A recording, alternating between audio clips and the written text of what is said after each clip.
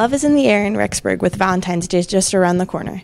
Everybody's getting ready for those fun dates with that special someone. But what I want to know is what your worst date was like. Here's what some of you said. Yep, and she was blindfolded because she didn't know who she was going out with. So we're sitting in the car, and she's blindfolded the whole time because my friend is set up the whole date. So she doesn't know that I'm in the car with her. She doesn't know who I am. She doesn't know who's in the car. And we went, actually I don't know where we went, but it was just one of those awkward dates the entire time. Just kind of like, hey, I'm just here because my friend said I needed to come, because, yeah.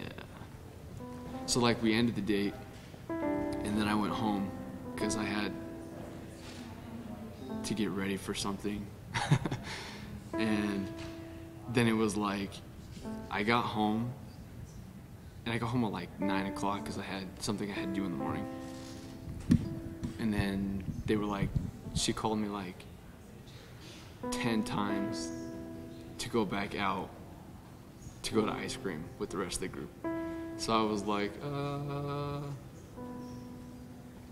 okay.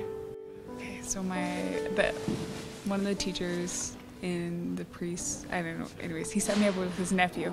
And so he takes me out on this date, and he tells me we're just gonna go hike through the rivers. And the rivers in St. George are really low, so I just assumed, oh, it's gonna go up to like my knee at the highest.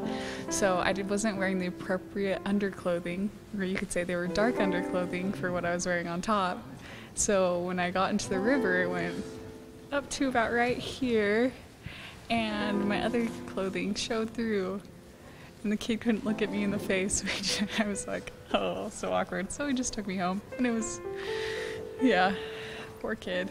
On our first date, I didn't know who this person really was. I just knew his name. And he took me to like a movie outdoors, like in Idaho Falls, and it was to Avengers, and it was freezing. I didn't know anyone there. He brought all these friends, and I couldn't feel my toes. And so I texted my friend to come get me, but she couldn't find me. And he listened to Christmas music the entire time, so he just was so weird. He didn't talk to me. He didn't even want to hold my hand. Like, he just was rude. And then dropped me off, and that was it. And then, anyways, I ended up marrying him because I ended up going on a second date because I felt so bad because it was such an awful date.